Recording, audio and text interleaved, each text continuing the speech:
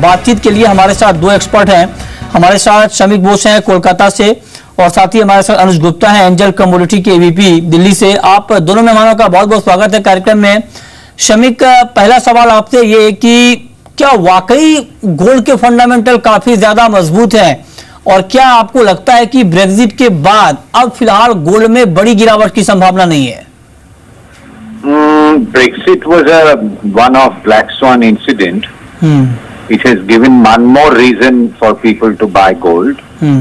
Above 1220 and above 1280, gold is technically firm, Mrityunjay. 1340 में काफी बड़ा रेजिस्टेंस है। इसको अगर वीकली बेसिस में टेक आउट किया तो gold can technically get a free run. आज fundamentally Brexit, Middle East problems, the central bankers not being in control, huge debt problems in China and Europe, potential of Greece exit, issues in America, currency turmoil, proxy currency wars, all of it points that gold, looking at it as a monetary asset, not as a commodity, can give you both an yield if it goes up as well as a protection against inflation. People are not seeing inflation worldwide, but they are seeing deflationary pressures on financial assets. And there is financial depression, Mrityunjay, जहाँ पे worldwide आप देख रहे interest rates are very very low. एक bond market bubble, एक equity market bubble होके रखा है, but central bankers who have created this huge debt balloon over the last 8 years, along with politicians and bankers, have not been able to stimulate growth or jobs.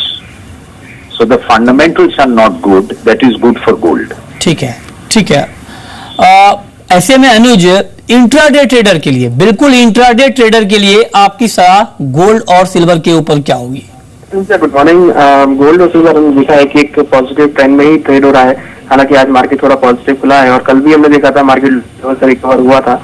मुझे लगता है कि intraday traders के लिए buying side में ही रहना ठीक रहेगा। करीबन 31,300, 31,250 के आसपास बाय करके चले। ऊपर टारगेट करीबन 31,450 तक देखने को मिल सकता है। और सिल्वर की अगर बात करें तो सिल्वर में भी करंट लेवल से बाय कर सकते हैं। टारगेट अराउंड 40,000 तक देखने को मिल सकता है। $18 के आसपास सिल्वर अब ट्रेड हो रहा है कॉमेक्स में। मुझे लगता है कि 18.20 तक लेवल देखने को मिल सकते हैं। तो ओवरऑल मुझे लगता है कि गोल्ड सिल्वर में इंट्राडे के लिए बाइंग स्ट्रेटेजी रिकमेंड रहेगी। ठीक है, आप कह रहे हैं गोल्ड सिल्वर में बाई करके चलना चाहिए। गोल्ड में 31,500 और सिल्वर में 42,600 का टारगेट आपको इंट्राडे में एंजल कमोडिटी के मुताबिक दिख सकता है। आगे बढ़ते हैं और अब बात करते हैं कच्चे तेल की। और क्रूड में अगर हम देखें तो तेजी है। एक तो नॉर्वे में स्ट्राइक के बाद मार्केट में तेजी लौटी है और साथ ही एपीआई की रिपोर्ट में स्टॉक भी घटने की बात कही गई है। शमिक, क्रूड के ऊपर आपका ओवरऑल आउटलुक क्या है? देखिए, जैसे नॉर्वे में स्ट्राइक हुआ, ईरान का प्रोडक्शन आया, so that cancels out and the drawdown in American stocks as per API, you will also see the stocks in the products are going up. In America, fundamentals are slightly better than what they are in Europe today, but overall growth or demand growth in emerging markets and in OECD countries is not very high. And in comparatively, you have a lot of production lined up, which has been closing down recently. But overall, fundamentals are not very strong, Mrityunjay, worldwide for any commodities, and crude also is amongst them. But crude is a very fungible commodity. Some people can close productions quickly, others can't. And there is always a geopolitical crisis. But unless WTI goes above $52 technically, this bounce may not be very, very strong into the summer.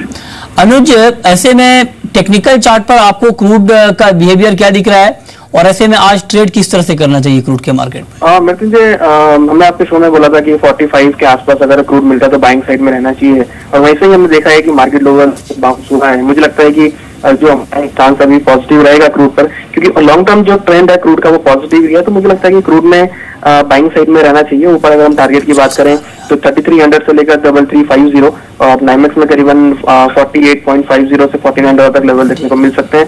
Overall अगर हम देखें तो crude में buying ही recommend रहेगा। ठीक है, crude में यहाँ पर बाइंग की कॉल है 3180 पे और लक्ष्य होगा 3280 का। 3130 के स्तर पर आप स्टॉप लॉस लगा सकते हैं। मेटल मार्केट पर आपका कमेंट क्या होगा शमिक? क्या आपको लगता है कि चाइना का फैक्टर जो है वो लगातार मार्केट पर इंपैक्ट डाल रहा है। क्या कुछ यहाँ पर आप एक्शन देख पा रहे हैं आने वाले समय में मेटल में? देखिए, मेटल्स में काफी दिन से 3-4 साल से मार्केट्स हैव बीन डल। जैसे 2004 से जो बूम आया था, जो नया प्रोडक्शन ऑन स्ट्रीम आया 2008 तब तक market went into a plateau, then it started falling from 10, 12, 13. The thing is that in the metal market is not only oversupplied, there's a lot of stocks. You know about crude oil stocks because API publishes reports.